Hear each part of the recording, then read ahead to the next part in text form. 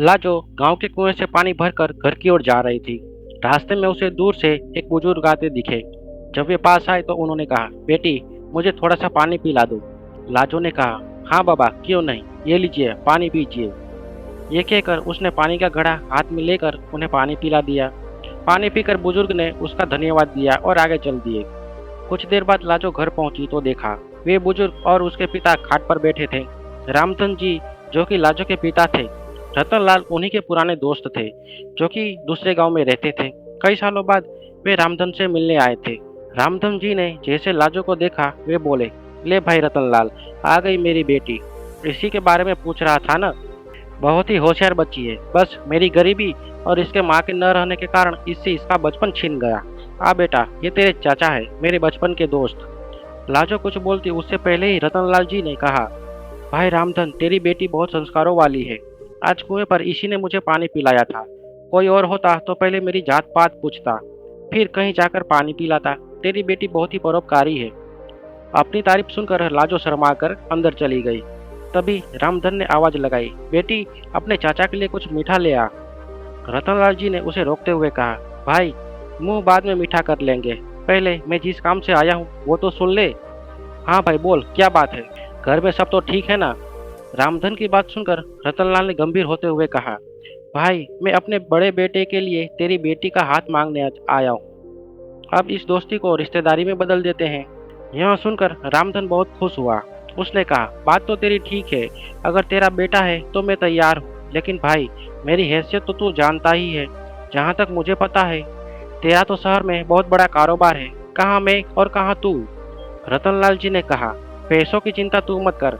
मेरे बड़े बेटे के लिए कई बड़े घर से रिश्ते आए, लेकिन मैं एक ऐसे बच्चे को अपने घर की बहू बनाना चाहता था जिसमें संस्कार हो। वो मैंने तेरी बेटी के अंदर देख लिए हैं। तू बस हाँ कर दे, बाकी सब कुछ मुझ पर छोड़ दे। रतनलाल जी की बातें सुनकर रामधन ने तुरंत हाँ कर दी। ऐसा घर बैठे रिश्ता आए तो कोई भी मना नहीं कर सकता। किवाड़ की ओर से लाजो यह सब सुन रही थी। रतनलाल जी ने आगे कहना शुरू किया, हाँ, ये बात हुई ना खुशी की, अब जल्दी से मिठाई मंगा, अब मजा आएगा मुंह मीठा करने में।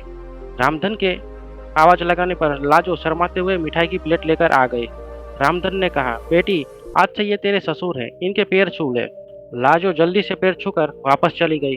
उसके जाने के बाद रतनलाल जी ने कहा, भाई, मेरा बड़ा बेटा सत्यम मेरा शहर का कारोबार संभालता है और छोटा बेटा वंश गांव में खेती देखता है। मैंने उससे सत्यम के शादी के बारे में पूछा तो वो बोला, पिताजी, आप अपने आप देख लीजिए और मेरी शादी करवा दीजिए। रामधन बोला, हाँ भाई, बड़े नसीब से मिलते हैं ऐसी संतान जो माता पिता का सम्मान करे। मेरे तो भाग खुल गए। मैं तो हमेशा इसी चिंता में रहता था कि इस बिन माँ की बच्ची को कौन अपनाएगा। रामलाल जी बोले, बस अब तुम चिंता मत कर, मैं शादी का सारा इंतजाम कर दूंगा। अच्छा, अब मैं चलता हूँ। रतनलाल जी अपने घर के लिए निकल गए। उनके जाने के बाद रामधन ने घर में जाकर लाजो से पूछा, बेटी, तू खुश तो है ना इस रिश्ते से?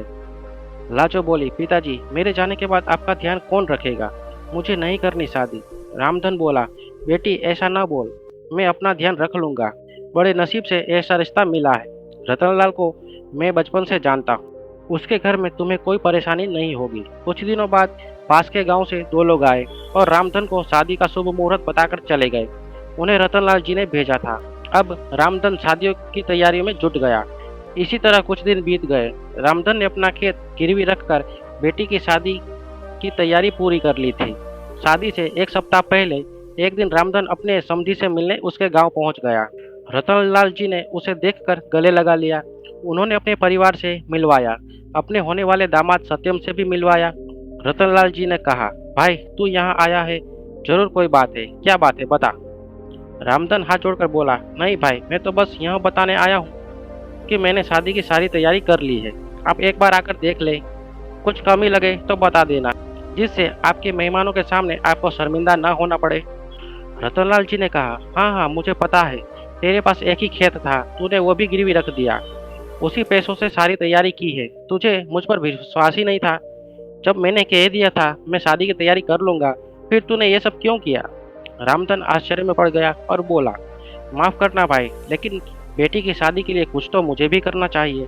रामधन ये कहकर रोने लगा। उसकी आंखों से आंसू बह रहे थे। तभी रतनलाल जी ने अपने छोटे बेटे वंश को बुलाया और इशारे से कुछ समझाया। कुछ देर बाद रतनलाल जी ने रामधन के कंधे पर हाथ रखा। रामधन सिर झुकाए शर्मिंदा हुआ बैठा था। रतनलाल जी ने कहा, ले भाई, अपनी अमानत, दोबारा फिर ऐसा कभी मत करना। ये कहकर उन्होंने खेतों के कागज रामधन के हाथों में रख दिए। रामधन ने देखा, अरे ये क्या, ये तो वही कागज है जो मैंने गिरवी रखे थे, ये आपके पास कैसे आए? रतनलाल जी ने कहा, वंश आसपास के गांव के सभी लोगों को जानता है, उनमें से ही एक खेत की गिरवी रखने वाली बात हमें बताई थी, वही कागज छुड़ा कर लाया है। रामधन की आंखों से आंसू बह रहे थे।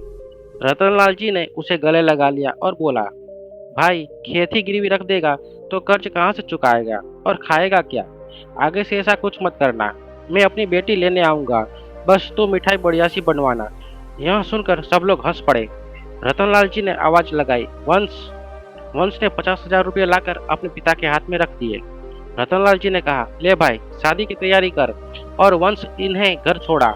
और हाँ सुन भाई, कल हम 4-5 आदमी को तेरे घर भेज देंगे, वो सारा काम संभाल लेंगे, बस तू चिंता मत करना। रामधन कुछ बोल ही नहीं पा रहा था। उनके मुंह से बस इतना ही निकला, मेरी बेटी के नसीब खुल गए। यह कहते ही वह कुर्सी पर बैठे बैठे लुढ़क गया। इतनी खुशी बर्दाश्त नहीं कर पाई, उसने अपने प्राण त्याग दिए। रतनलाल जी उसे संभालते इससे पहले ही वह दुनिया छोड़कर जा चुका था। रतनलाल जी अपने दोस्त से लिपटकर रोते हुए रहे। वे अपने दोस्त की अंतिम यात्रा लेकर उसके गांव पहुंचे। लाजो को जब यह बात पता लगा, वह रोते रोते बेहोश हो गए। रामधन का अंतिम संस्कार किया गया। रतनलाल जी अपने परिवार के साथ वहीं रुक गए। 13वीं के एक सप्ताह बाद उन्होंने सादा तरीके से सत्यम और लाजो की शादी एक मंदिर में करवा दी। लाजो के चमकते नसीब की खुशी में रामधन अपना जीना ही भूल गया था।